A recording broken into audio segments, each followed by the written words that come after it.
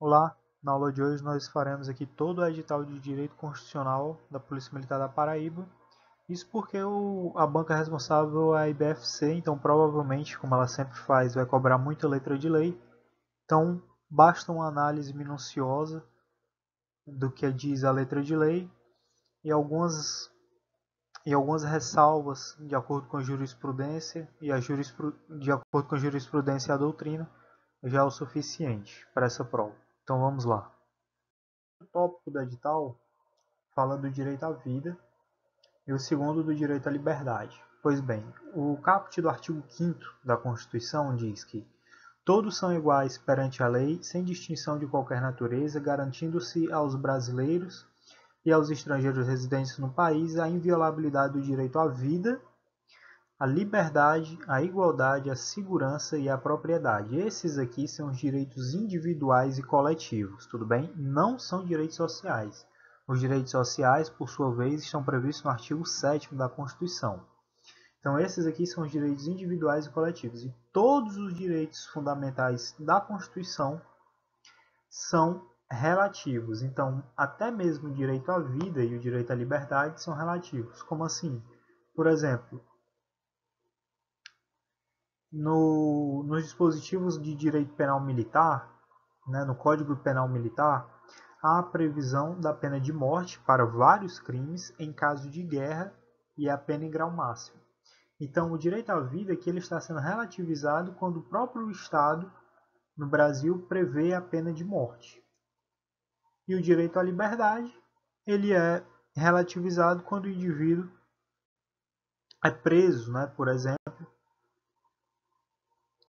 e ele tem a sua liberdade suprimida. Então, vamos seguindo, que há muita coisa a se falar. O terceiro tópico fala do princípio da igualdade, que homens e mulheres são iguais com direitos e obrigações nos termos dessa Constituição. E aqui o Pedro Lenza, que é um doutrinador muito famoso, diz que o artigo 5º no caput consagra que todos são iguais perante a lei sem distinção de qualquer natureza. E ele continua, deve-se, contudo, buscar não somente essa aparente igualdade formal, que é consagrada no liberalismo clássico, mas principalmente a igualdade material na medida em que a lei deverá tratar igualmente os iguais e desigualmente os desiguais, na medida de suas desigualdades. Isso porque no Estado social ativo, o efetivador dos direitos humanos, imagina-se a igualdade mais real perante os bens da vida, diversa daquela formalizada perante a lei. Pois bem, o direito à igualdade, na forma que está escrito na Constituição, dá uma ideia de igualdade formal, que homens e mulheres, que todas as pessoas são iguais, exatamente com os mesmos direitos e as mesmas obrigações. No entanto, há a prevalência do que seria a igualdade material, também chamada de igualdade aristotélica, que é quando o Estado trata desigualmente as pessoas menos favorecidas a fim de dar a elas mais chances de obter uma equidade com as pessoas que são favorecidas. Isso seria a igualdade material ou aristotélica. No entanto, no caput do artigo 5º, ele trata da igualdade formal. Só para ressaltar. Entretanto, na aplicação da lei é utilizada a igualdade material, por exemplo, na lei de cotas, que fornece desigualdade às pessoas que são pretas e pardas, para que elas obtenham mais chance de ser aprovadas em concurso público, Então, que trata da igualdade material. Princípio da legalidade e da anterioridade penal. Não há crime sem lei anterior que o defina, nem pena sem prévia combinação legal. Como assim? O indivíduo só pode ter cometido um crime se esse crime existir antes da prática do indivíduo. Vamos supor que em 2011, João praticou algum ato que não era considerado crime. No entanto, em 2012, foi criada a tipificação penal desse crime. João, que cometeu o crime em 2011, não poderá responder por esse crime, que cometeu esse ato em 2011, não poderá responder como se fosse crime, porque não pode haver essa ultratividade da conduta de João para que ele seja punido, certo? Então você só pode responder por um crime se houver uma lei anterior que defina o crime, e não apenas sem prévia cominação legal, ou seja, não apenas sem haver uma determinação na lei de qual seria essa pena. O Estado não pode inovar criando uma pena para você. Então não apenas sem prévia cominação legal. Vamos seguindo. Que tange ao direito da liberdade de manifestação de pensamento, a Constituição diz no artigo 5º, inciso 4º, que é livre a manifestação de pensamento, sendo vedado o anonimato. Tudo bem? Então, para o indivíduo exercer o direito da livre manifestação de pensamento, ele não pode estar em situação anônima, isso porque ele pode ser responsabilizado pelo que ele manifestar. Nesse sentido, o STF, em sede do habeas corpus 82424, diz que o direito à livre expressão não pode abrigar em sua abrangência manifestações de conteúdo imoral que implicam ilicitude penal. Ou seja, você tem o seu livre direito, você tem o direito de manifestar o seu pensamento. No entanto, você pode ser responsabilizado pelo que você disser. Então, vamos prosseguindo, lembrando que é sempre importante ler para a prova de vocês o que está escrito na literalidade do artigo, né, que é livre a manifestação de pensamento, sendo vedado o anonimato. Isso é o que realmente importa para a prova. Vamos seguindo. Inviolabilidade da intimidade, vida privada, honra e imagem. Pessoal, no inciso 10 do artigo 5º fala que são invioláveis a intimidade, a vida privada, a honra e a imagem das pessoas, assegurado o direito à indenização pelo dano material ou moral decorrente de sua violação. O que há de importante nesse texto aqui é justamente a letra da lei, que é o que a IBFC cobra. Como em todo esse edital, o que é importante é a letra da lei. No entanto, quando o legislador fala aqui de são invioláveis à intimidade, o STF já estabeleceu que é inconstitucional a revista íntima por parte da administração pública ou das empresas privadas de revista pessoal na empregada. E foi ampliado esse direito aos empregados do sexo masculino. No entanto, o importante mesmo é saber aqui o texto da letra da lei. É a inviolabilidade do lar. Isso aqui é muito importante. Inciso 11. A casa é asilo inviolável do indivíduo, ninguém nela podendo penetrar sem cometimento do morador, salvo em caso de flagrante delito ou desastre, ou para prestar socorro, ou durante o dia por determinação judicial. Sendo bem sucinto, você só pode entrar na casa de alguém se aquela pessoa estiver cometendo um delito, estiver em flagrante naquele momento, ou estiver havendo um desastre, um deslizamento de terra, por exemplo, e você vai prestar socorro. Então, ou para prestar socorro em caso de desastre, ou durante o dia por determinação judicial, e aqui, podendo se adentrar na casa da pessoa, podendo se adentrar na casa da pessoa com um mandado de busca e apreensão ou um mandado de prisão, por exemplo. E é muito importante que seja durante o dia, certo? Para Alexandre de Moraes, o melhor critério para configurar a definição do que seria o dia seria conjugar a definição de parte da doutrina, que é de 6 às 18 horas, com a posição do ministro Celso de Mello, que utiliza o critério físico-astronômico, ou seja, a aurora e o crepúsculo. O que é dia para o ministro Celso de Mello é o que está entre a aurora e o crepúsculo. A aurora é o nascer do sol e o crepúsculo, o pôr do sol. E o que deve ser entendido por casa, certo? Casa, segundo a doutrina e a jurisprudência, não é apenas o domicílio, mas também o escritório, oficinas, garagens, etc., ou até mesmo locais de habitação coletiva ou quartos de hotéis. No caso aqui do ambiente da profissão da pessoa, escritório, oficinas, garagens, etc., eles são considerados domicílio desde que não sejam abertos ao público. certo?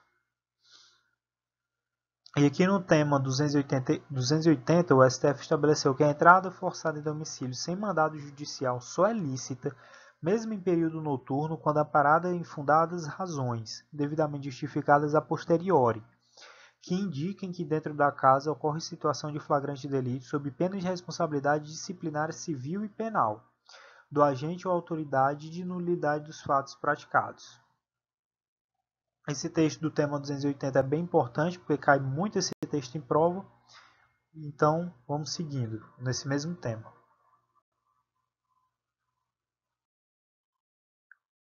Ainda sobre a inviolabilidade do lar, o Superior Tribunal de Justiça, também chamado de Tribunal da Cidadania, foi além e, trazendo novos requisitos, estabeleceu a necessidade de documentação e registro audiovisual das diligências.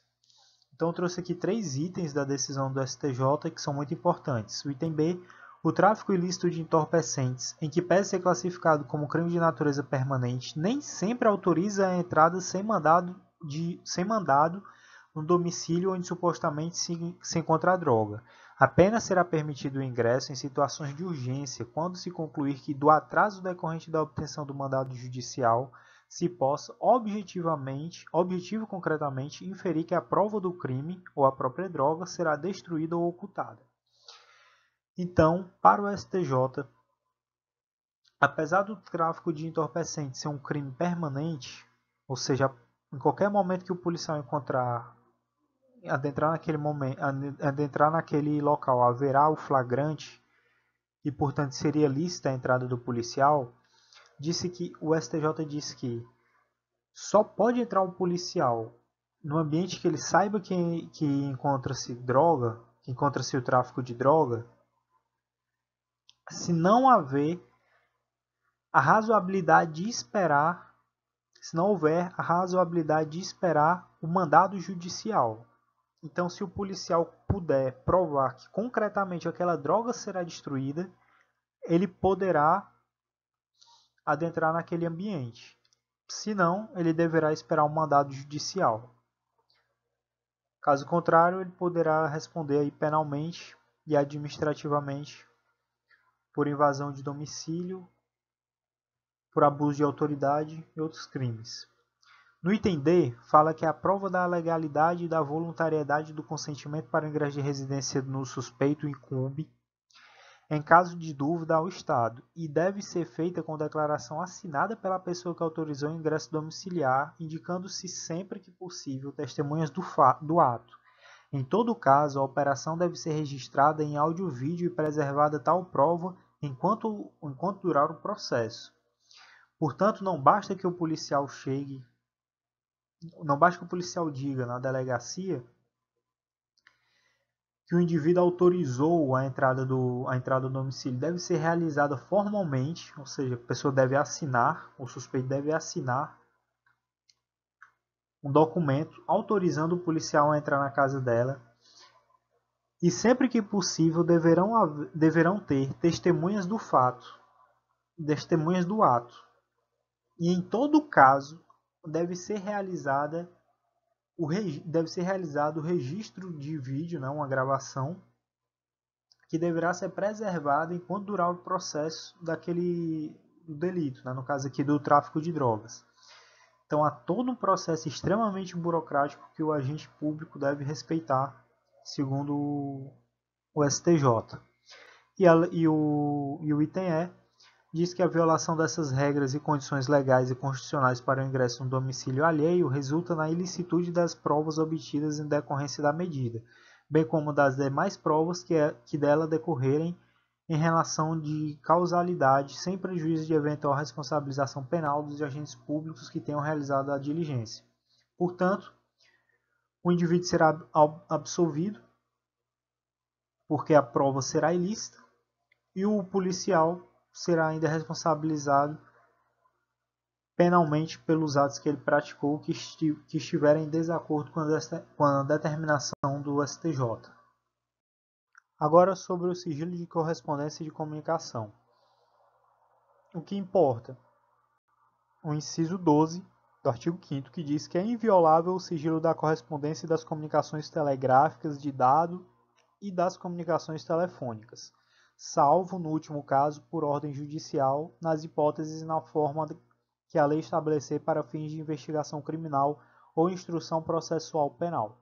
Então, o sigilo das comunicações telegráficas e de dados, ele é inviolável. O sigilo dessas comunicações é inviolável, sem ressalvas. No entanto, no caso da comunicação telegráfica, no caso da comunicação telefônica, pode haver sim a quebra do sigilo da comunicação, como na forma da Lei 926, que é a Lei das Interceptações Telefônicas. O que é que a própria Constituição diz? Que exige uma ordem judicial e nas hipóteses e na forma que a lei estabelecer para fins de investigação criminal ou instrução processual penal. Então, caso seja referente à investigação criminal, pode sim haver a quebra do sigilo da comunicação telefônica. É importante observar que, como todo princípio fundamental, como todo direito fundamental, a comunicação de dados e telegráfica, a inviolabilidade dessas comunicações é relativa, certo? Então, o magistrado, analisando o caso concreto, pode sim decretar a quebra do sigilo das comunicações telegráficas, né, por cartas ou de dados. Então, vamos seguindo. Lembrando, sempre o que importa é o que está escrito no inciso do artigo. Sobre o direito de liberdade de locomoção, a Constituição estabelece que é livre a locomoção no território nacional em tempo de paz, podendo qualquer pessoa, nos termos da lei, nele entrar, permanecer ou dele sair com os seus bens. Aqui o inciso 15º, né, inciso 15 do artigo 5º da Constituição, que estabelece sobre a liberdade de locomoção. A liberdade de locomoção pode ser mitigada, né, ela pode ser restringida em caso de estado de sítio, estado de defesa ou na declaração de guerra. Certo? Esses três casos poderão mitigar a liberdade de locomoção. Não está previsto no edital de vocês, no entanto, o remédio constitucional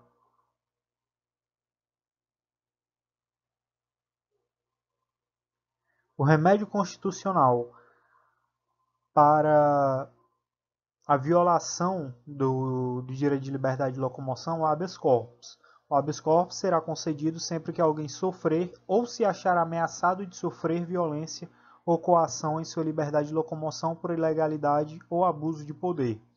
Essa parte aqui que fala ou se achar ameaçado de sofrer é o chamado habeas corpus preventivo. Então, vamos seguindo.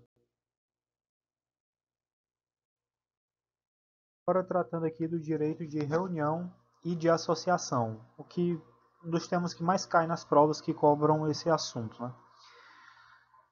O inciso 15º, inciso 15, que fala do direito de locomoção, o inciso 16, que diz que todos podem reunir-se pacificamente, sem armas, em locais abertos ao público, independente de autorização, desde que não frustrem outra reunião anteriormente convocada para o mesmo local, sendo apenas exigido prévio aviso à autoridade competente. Essa parte aqui que diz sendo exigido prévio aviso, ela já foi declarada de certa forma inconstitucional pelo STF, porque o STF diz que o simples fato de ser marcada uma reunião em local público já é suficiente para avisar as autoridades que naquele local haverá uma manifestação. Então não é necessário que seja exigido o prévio aviso. No entanto, se na sua prova vier perguntando no comando da questão, de acordo com a Constituição Federal, marque a alternativa correta. E essa alternativa possuir esse trecho, dizendo que é exigido o prévio aviso à autoridade competente para que seja realizada uma reunião em espaço aberto, você deve marcar que está correto, porque ela está perguntando de acordo com a Constituição e não com a jurisprudência.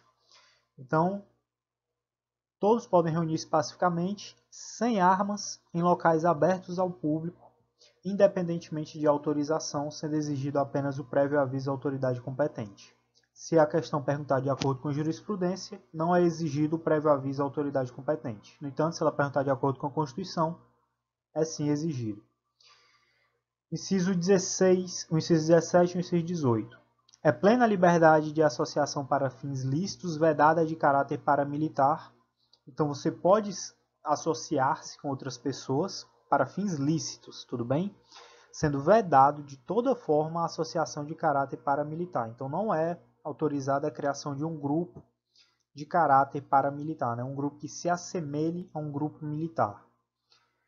Inciso 18. A criação de associações na forma da lei de cooperativas independem de autorização, sendo vedada a interferência estatal em seu funcionamento.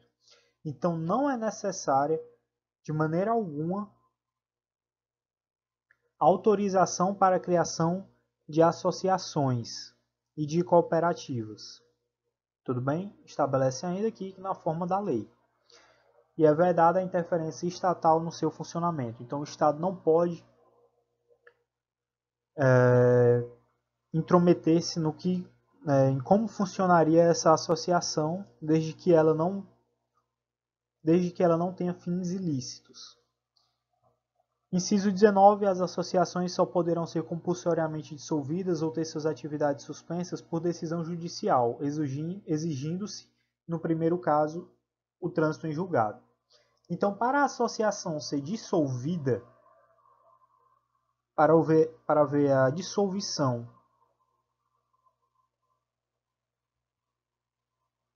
de uma associação,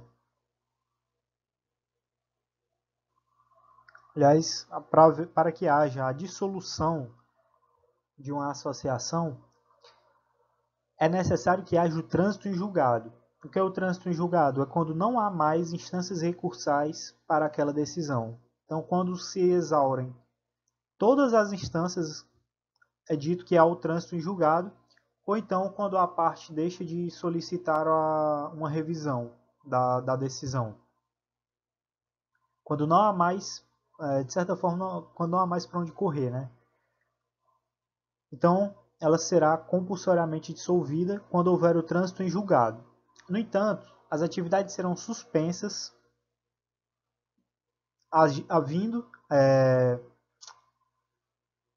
existindo apenas uma decisão judicial. Não é necessário que haja o trânsito em julgado para que ela seja suspensa. No entanto, para que ela seja dissolvida, faz-se necessário o trânsito em julgado, certo? Para que a associação seja dissolvida, é necessário o trânsito em julgado, e para que ela seja suspensa, basta que haja uma decisão judicial, não sendo necessário o trânsito em julgado daquela decisão, certo? Inciso 20. Ninguém poderá ser compelido a associar-se ou a permanecer associado. Não há como a associação obrigar o associado a manter-se associado. E o inciso 21. As entidades associativas, quando expressamente autorizadas, têm legitimidade para representar seus filiados judicial ou extrajudicialmente. Sendo assim, a associação só poderá representar o seu filiado se ela for expressamente autorizada pelo filiado. Tudo bem? Então, a associação, a entidade associativa, só poderá representar o seu judiciado, ou só poderá representar o seu associado judicial ou extrajudicialmente quando ela for expressamente autorizada. E é isso. Desse slide aqui, o que é importante lembrar que é vedada a associação de caráter paramilitar, que para que a associação seja dissolvida deve haver o trânsito em julgado, mas que para que ela seja suspensa basta uma simples decisão judicial. Vamos seguindo.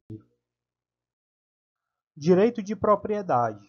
É garantido o direito de propriedade e a propriedade atenderá à sua função social. É interessante notar que o direito de propriedade, o indivíduo que tem a propriedade, ele pode sofrer uma desapropriação. Existem vários casos de desapropriação, não é o caso de explicar minuciosamente eles aqui, mas é interessante notar que na desapropriação por necessidade pública, por interesse público ou por interesse social, o indivíduo que for desapropriado terá direito à prévia e justa indenização, tudo bem? Então, ele pode sofrer uma desapropriação. No caso da expropriação, que seria uma penalidade para quem no âmbito do seu, para quem na área da sua propriedade promover o trabalho análogo à escravidão ou a plantação psicotrópica, ou seja, a plantação de drogas, ele pode sofrer expropriação, e esse tipo de expropriação é total. Todo o terreno do indivíduo será destinado, se for rural, à reforma agrária, ou se for em ambiente urbano, será destinado a programas de habitação urbana.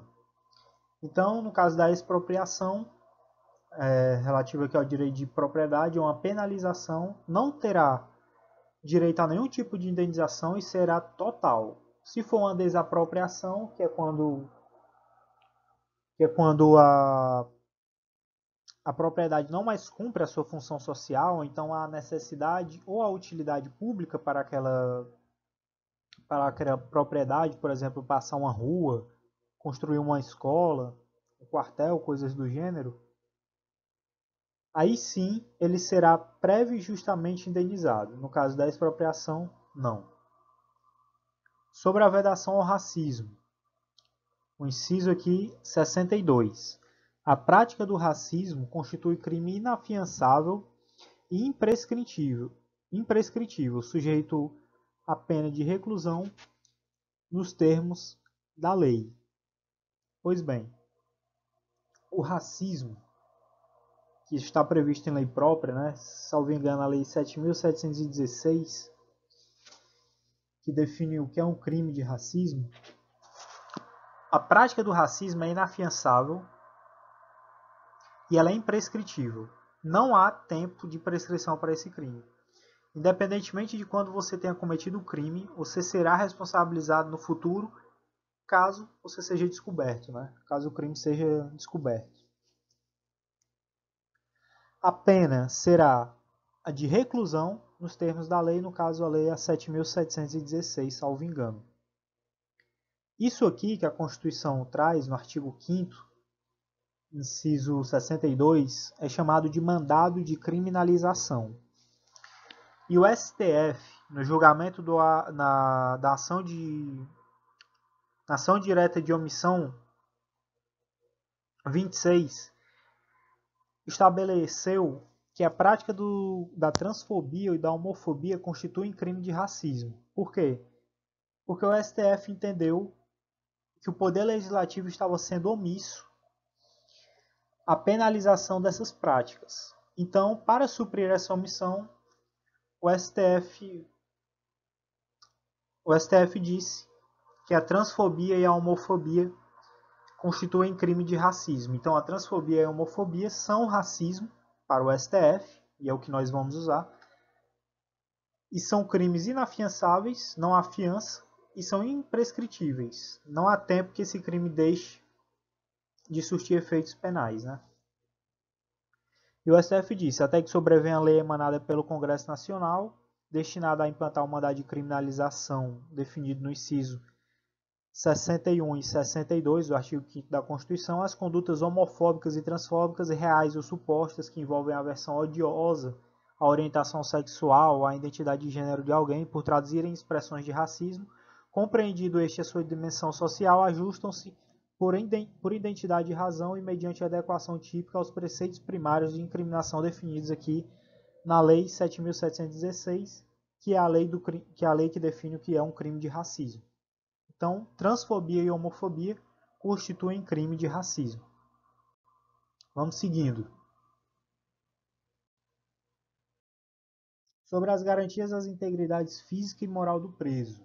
Inciso 69 do artigo 5º. É assegurado aos presos o respeito à integridade física e moral. E o STF estabeleceu que, em caso de inobservância do seu dever específico de proteção previsto no artigo 5º da Constituição Federal, o Estado é responsável pela morte do detento. Nesse caso, deverá haver a demonstração do nexo de causalidade entre o resultado morte e a omissão do Estado. Não é todo suicídio numa prisão que o Estado será responsabilizado. Mas caso o detento já tenha tentado se matar outras vezes, para o STF, a direção o Estado deveria ter tomado as medidas cabíveis para evitar o suicídio do detento. A vedação às provas ilícitas. Inciso 56. São inadmissíveis no processo as provas obtidas por meios ilícitos, certo? Isso daqui é o que vai cair na prova. As provas obtidas por meios ilícitos são inadmissíveis no processo. E desse princípio decorre também o que nós chamamos de teoria dos frutos da árvore envenenada, que são as provas derivadas da prova ilícita. Então, a prova ilícita ela será desentranhada do processo, porque ela é inadmissível, tudo bem? No entanto, é importante ressaltar que a prova ilícita, se ela for o único meio que o réu tem de provar a sua inocência, ela é sim aceita. E o princípio da presunção de inocência. Inciso 52. Inciso 57, perdão. Ninguém será considerado culpado até o trânsito em julgado de sentença penal condenatória. Então, o indivíduo não será julgado até que haja o trânsito em julgado da sentença penal condenatória dele. Ou seja, quando ele não puder mais recorrer a nenhuma instância. Aí sim, ele poderá ser dito culpado. E dessa forma, o ônus da prova cabe ao Ministério Público ou à parte acusadora de maneira geral. Quem deve provar a culpa é o Ministério Público. Não é que o indivíduo que está sendo acusado deve provar a sua inocência. Esse é o princípio da presunção de inocência. Certo? Vamos lá. O último item aqui que trata do artigo 5º, que fala do privilegia contra a autoincriminação, que seria o inciso 58 do artigo 5º, diz que o civilmente identificado não será submetido à identificação criminal, salvo nas hipóteses previstas em lei. Então, a pessoa que já foi identificada não deverá ser submetida à identificação criminal.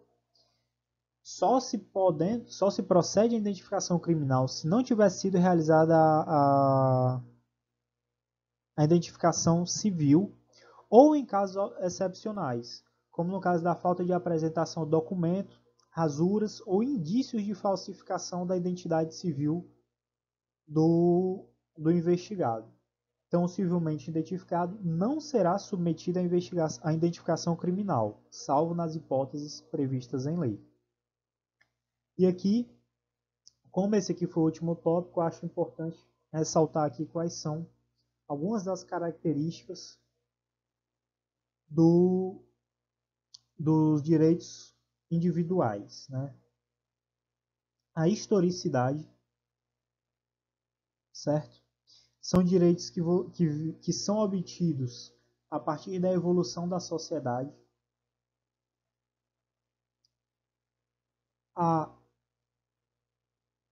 A característica inalienável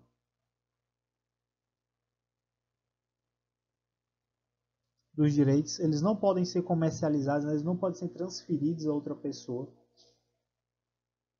A imprescritibilidade,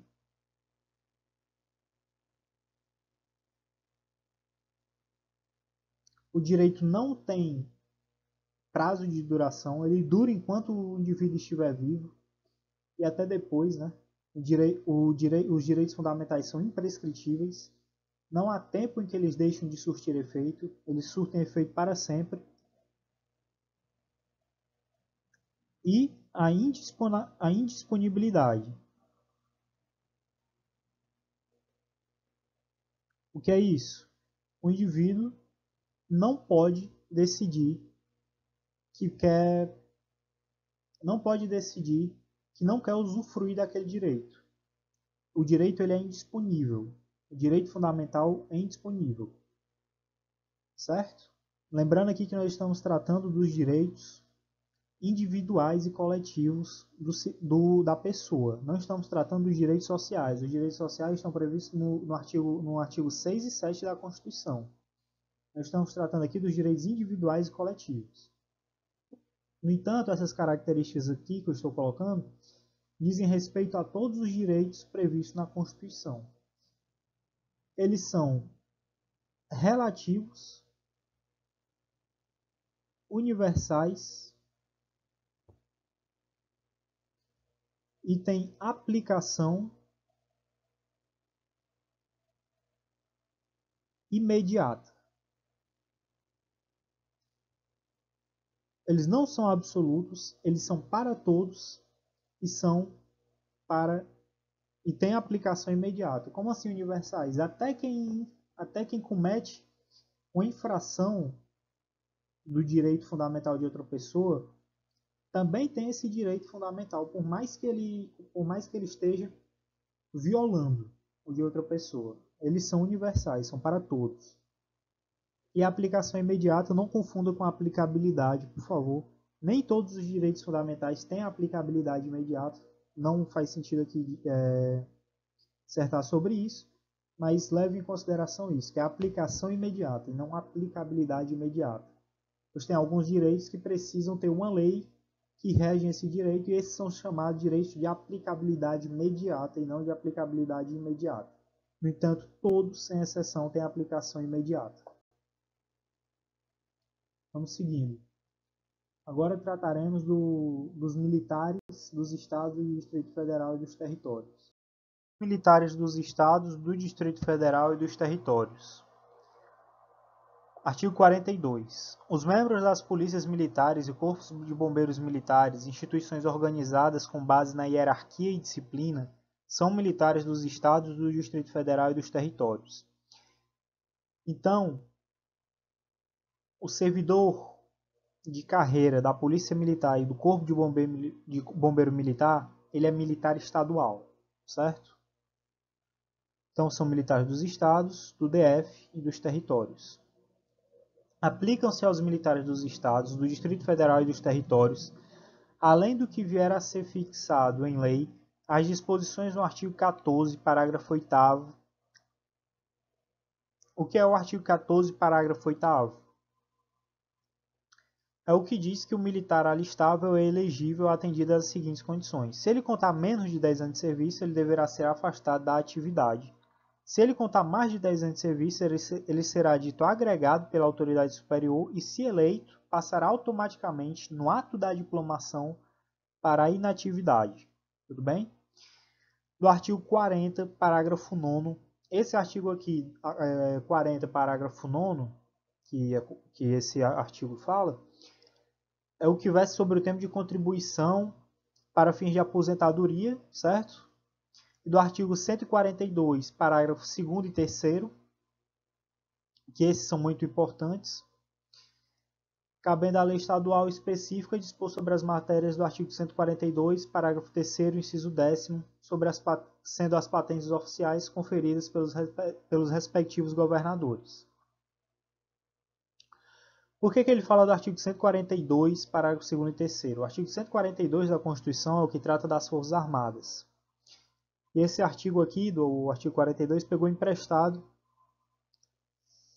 parágrafo 2º e 3º do artigo 142, que diz que não caberá habeas corpus em relação às punições disciplinares militares. Então, mesmo que o policial seja preso em uma prisão administrativa, que é cabível aos militares, o militar pode ser preso administrativamente, e sentir que teve o seu direito de locomoção violado, não caberá habeas corpus. Tudo bem? Não existe habeas corpus para prisão disciplinar militar.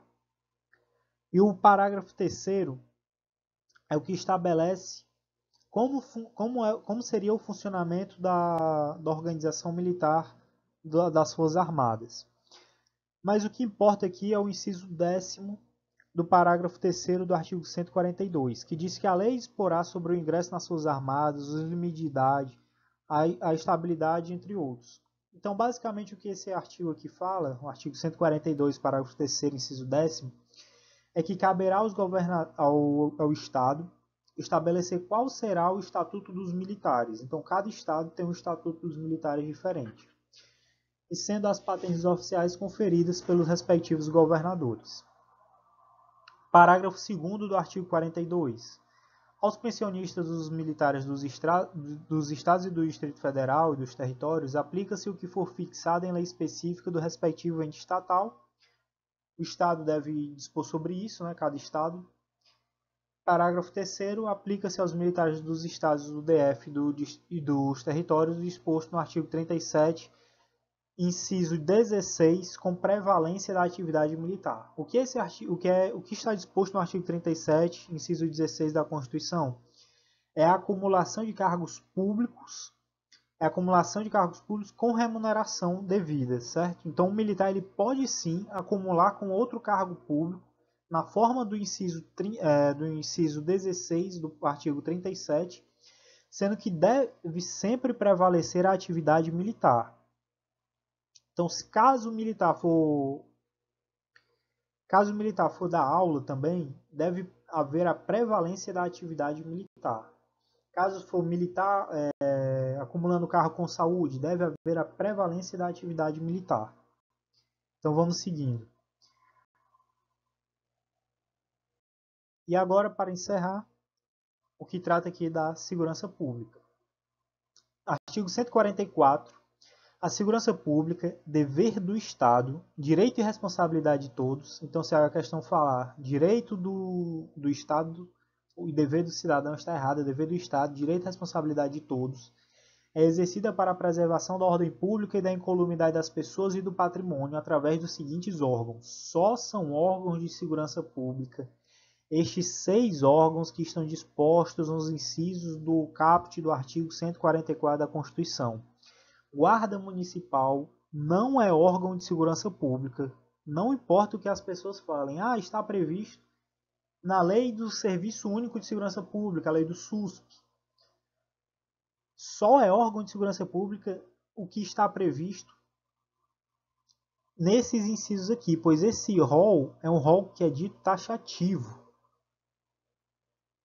É um rol que é dito taxativo, ou seja, apenas esses órgãos são órgãos de segurança pública.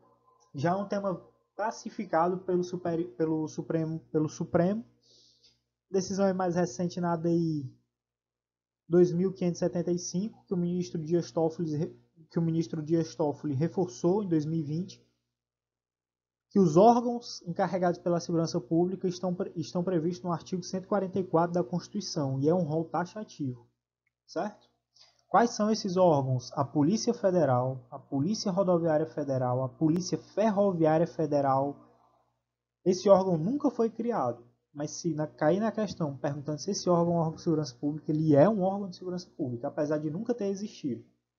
As polícias civis, as polícias militares e o Corpo de Bombeiro Militar. Então, os bombeiros militares são sim agentes de segurança pública. E as polícias penais federal, distrital e estadual. Essas aqui foram incluídas salvo engano, no rol taxativo do artigo 144 como órgão de segurança pública em 2019. Antes eles eram chamados de agentes carcerários e não policiais penais, mas hoje são policiais efetivamente e são agentes de segurança pública.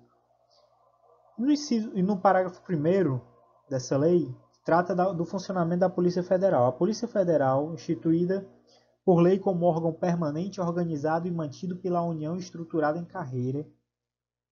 Então ela é um órgão da União, destina-se a, primeiro, apurar infrações penais contra a ordem política e social em detrimento de bens, serviços e interesses da União ou de suas entidades autárquicas e empresas públicas, assim como outras infrações cuja prática tenha repercussão interestadual ou internacional e exige repressão uniforme, segundo se dispuser em lei. Então, a Polícia Federal ela tem como finalidade investigar os crimes que são cometidos contra os bens da União, os serviços de interesse da União, ou de suas entidades autárquicas e empresas públicas. Se na questão falar que a Polícia Federal serve para guardar uma sociedade de economia mista da União, está errado. Quem deve investigar os crimes cometidos contra a sociedade de economia mista da União são as polícias civis dos estados e não a Polícia Federal. E a Polícia Federal também é utilizada caso a prática tenha repercussão interestadual ou internacional e exige repressão uniforme. Inciso 2º. Prevenir e reprimir o tráfico ilícito de entorpecentes e de drogas afins, o contrabando e o descaminho, sem prejuízo de ação fazendária e de outros órgãos públicos nas respectivas áreas de competência. Então, a Polícia Federal serve para reprimir o tráfico de entorpecentes, o contrabando e o descaminho, no entanto, sem prejuízo da ação fazendária e de outros órgãos públicos nas respectivas áreas de competência, como, por exemplo, a lei da Receita Federal. Ela pode agir junto à Polícia Federal. Exercer as funções de polícia marítima, aérea e de fronteira. Então, quem realiza a função de polícia marítima, aérea e de fronteira no Brasil é a Polícia Federal. Exercer as funções de polícia marítima, aeroportuária e de fronteira, né? Que eu repeti, perdão. Esse primeiro artigo 3 aqui já foi revogado. O certo é que é exercer as funções de polícia marítima, aeroportuária e de fronteiras. E o inciso 14, exercer com exclusividade as funções de polícia judiciária da União. Tudo bem? Quem exerce com exclusividade a função de polícia judiciária da União é a Polícia Federal. Quem exerce a função de polícia judiciária dos estados e do Distrito Federal são as polícias civis. Vamos seguindo. Parágrafo 2º. A Polícia Rodoviária Federal, órgão permanente organizado e mantido pela União e estruturado em carreira, destina-se na forma da lei ao patrulhamento ostensivo das rodovias federais.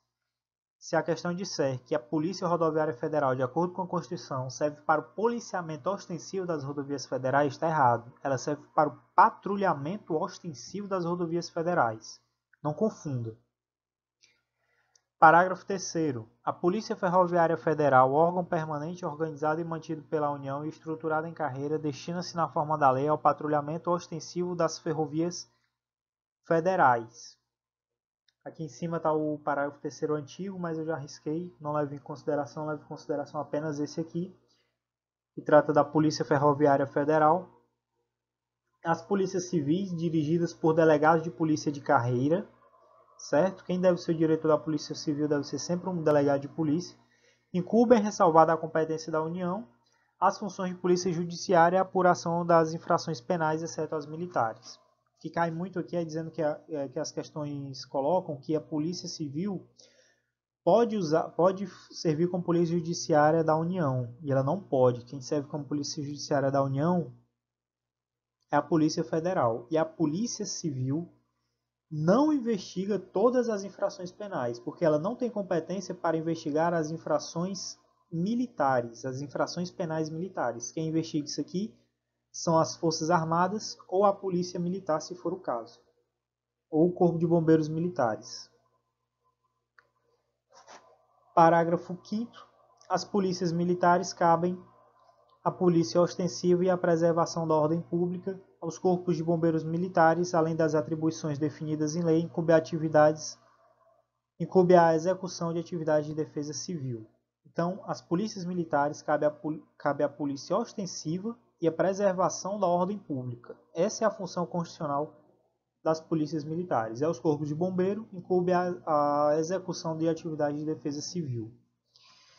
Parágrafo 5º-A. As polícias penais vinculadas ao órgão administrador do sistema penal da unidade federativa a que pertencem, cabe à segurança dos estabelecimentos penais. Então, a Polícia Penal ela é vinculada ao órgão administrador do sistema penal que ela pertence. Parágrafo 6º. As polícias militares e os corpos de bombeiros militares, forças auxiliares e reserva do Exército subordinam-se juntamente com as polícias civis e as polícias penais estaduais e distrital aos governadores dos estados, do DF e dos territórios. Então, as polícias militares, os corpos de bombeiros militares, são forças auxiliares e reserva do Exército e subordinam-se juntamente com as polícias civis e penais aos governadores estaduais e do Distrito Federal, cada um subordinado ao seu respectivo governador ou ao governador do território. Parágrafo 7º. A lei disciplinará a organização e o funcionamento dos órgãos responsáveis pela segurança pública de maneira a garantir a eficiência de suas atividades. Parágrafo 8º. Os municípios poderão constituir guardas municipais destinadas à proteção de seus bens, serviços e instalações, conforme dispuser a lei. Mais uma vez lembrando, guarda municipal, guarda portuário, não são órgãos de segurança pública, não são agentes de segurança pública. Quem são agentes de segurança pública são os integrantes da Polícia Federal, da Polícia Rodoviária Federal, da Polícia Ferroviária Federal, da Polícia Militar, do Corpo de Bombeiro Militar ou da Polícia Penal. Parágrafo 9º. A remuneração dos servidores policiais integrantes dos órgãos relacionados nesse artigo será fixada na forma do parágrafo 34 do artigo 39 da Constituição. Então, conforme o artigo 39, parágrafo 4º da Constituição, os policiais deverão ter a sua remuneração constituída em forma de subsídio e parcela única. Parágrafo 10º. A segurança viária exercida para a preservação da ordem pública e da incolumidade das pessoas e do seu patrimônio nas vias públicas. Inciso 1º. Compreende a educação, engenharia e fiscalização de trânsito, além de outras atividades previstas em lei que asseguram ao cidadão o direito de mobilidade urbana eficiente e compete no âmbito dos estados, do DF e dos municípios aos respectivos órgãos ou entidades executivos e seus agentes de trânsito estruturados em carreira na forma da lei. Então, os agentes de trânsito são estruturados em carreira e são responsáveis pela segurança viária. É isso. Se você gostou, curta e compartilhe, se inscreva no canal e acione o sino de notificações.